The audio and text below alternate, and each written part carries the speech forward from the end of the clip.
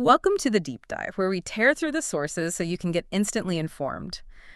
Today we're tackling something interesting, this idea of intelligent luxury hitting the mainstream. Right. We're diving into the Geely Monjaro 2026.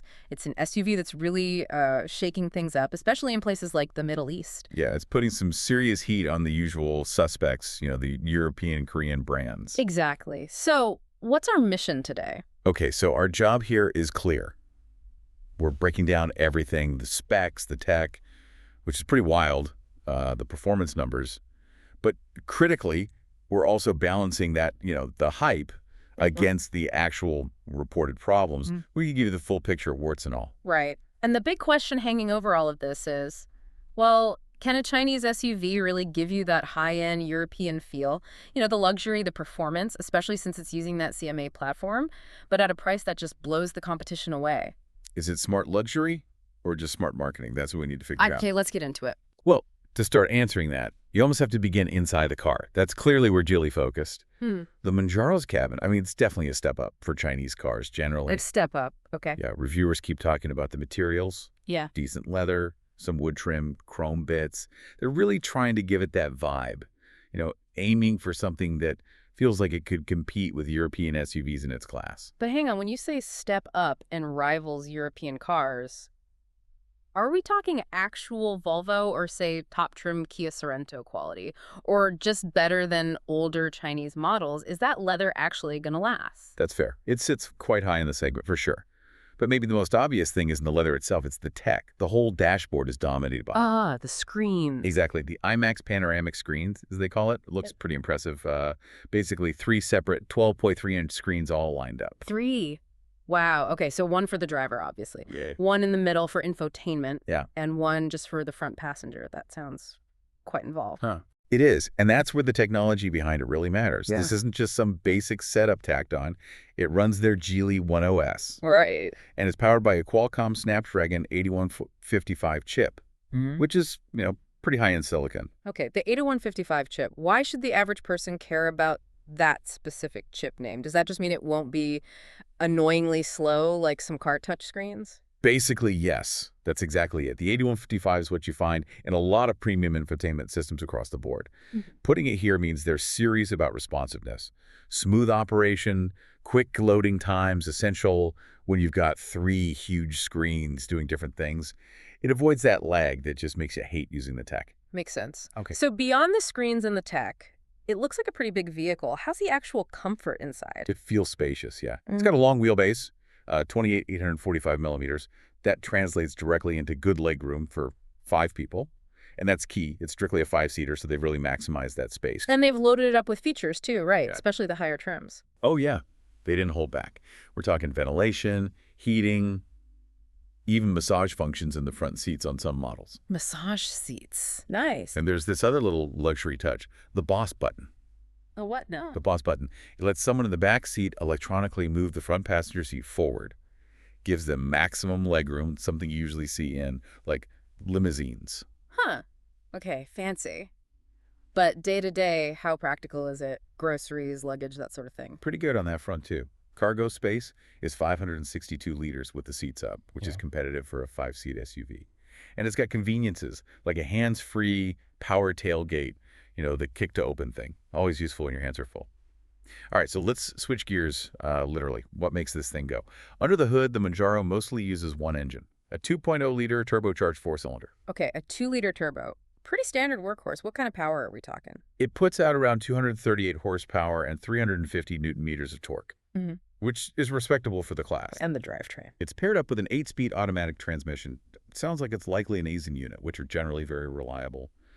And it uses the 6th-gen BorgWarner Intelligent All-Wheel Drive system. Okay, so AWD is standard. On most models, yeah.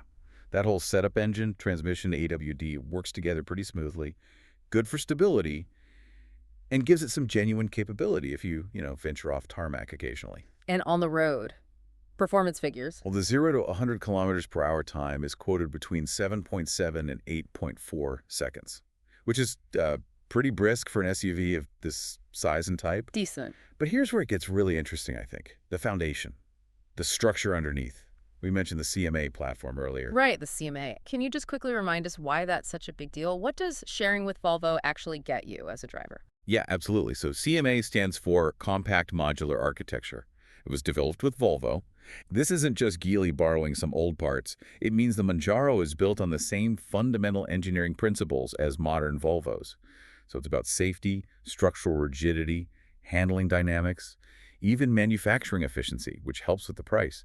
It gives it a level of engineering credibility that, frankly, some rivals just don't have. It builds trust. And there's proof of that safety, right? Crash tests. Exactly. It scored a 5-star rating in the CNCAP tests. And just so everyone knows, CNCAP is the Chinese equivalent of Euro NCAP or the IIHS.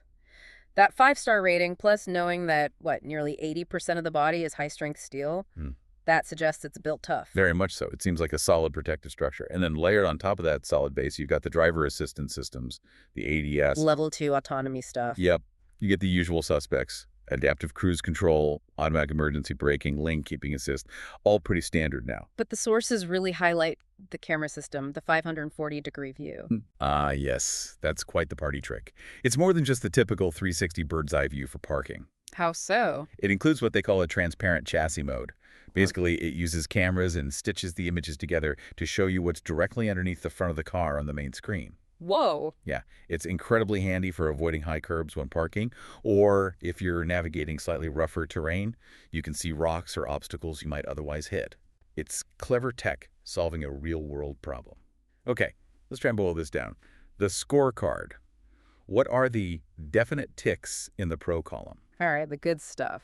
Well, definitely the interior quality for the price. Nice materials, sometimes even Alcantara on the top trims. The integrated tech, obviously those 3 screens are a huge visual draw.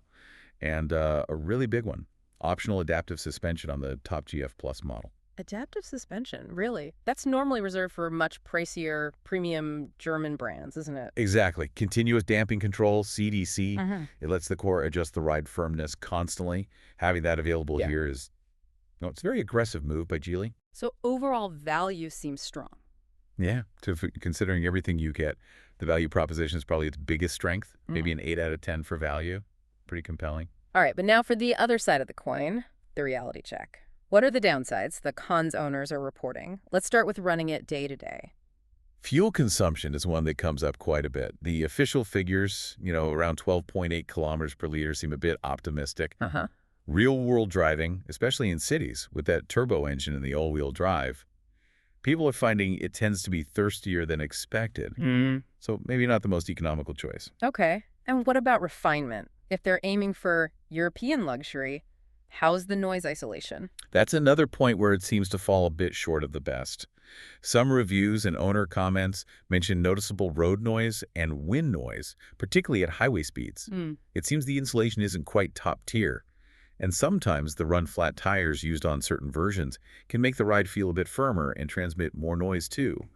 So maybe not as serene as the cabin looks. Okay, fair enough. But let's hit the big one, maybe the most controversial point, the software. Fast chip, yes, but no official Apple CarPlay or Android Auto. How big a problem is that, really? Honestly, it's potentially the biggest drawback for a lot of buyers today, especially tech-focused ones. You're locked into Geely's own system, the One OS. Right. So if you live your life in the Apple or Google ecosystem, well, you're stuck. You either rely entirely on their system, which might not have all the apps you want, or you look for unofficial workarounds, which can be messy. It's a major disconnect from how many people expect their car tech to work seamlessly with their phone. A definite sticking point. Yeah, that could be a deal breaker. And what about longer-term ownership, being a relatively new player in many markets? That brings up a couple of things. First, resale value is still a bit of an unknown. It likely won't hold its value as well as established brands, at least not yet. It's just the reality for newer market entrants. And second, while maybe less common, there have been some mentions of potential difficulties getting certain parts quickly in some regions. It's something to consider for long-term maintenance peace of mind. Got it. So putting it all together, who is this car actually competing against when someone walks into a dealership? It's kind of fighting on 2 fronts.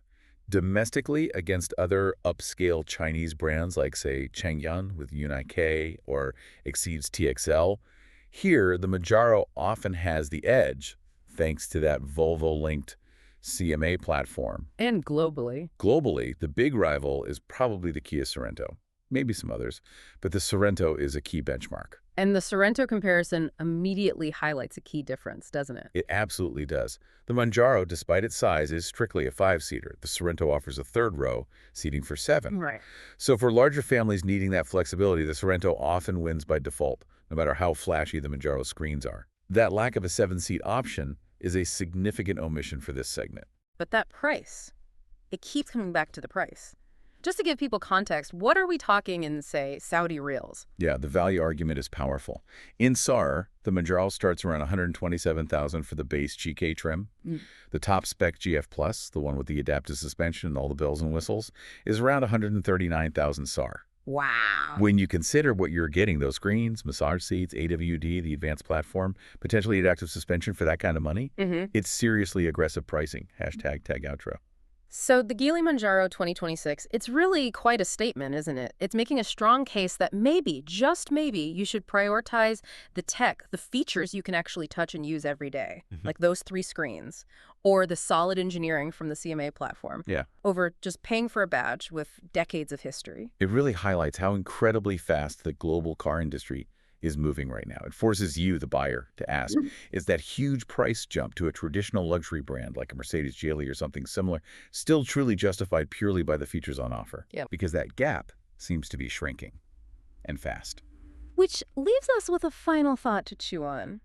Given that the Monjaro does have solid engineering bones, the CMA platform, that good Snapdragon chip are its current weaknesses. Things like maybe so-so resale value or the frustration over no official CarPlay.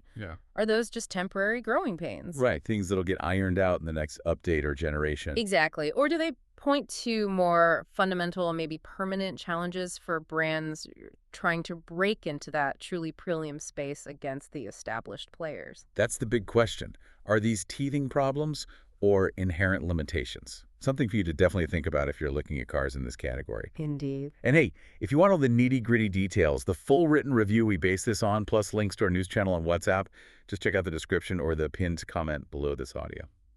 Thanks for tuning into the deep dive. We'll catch you on the next one.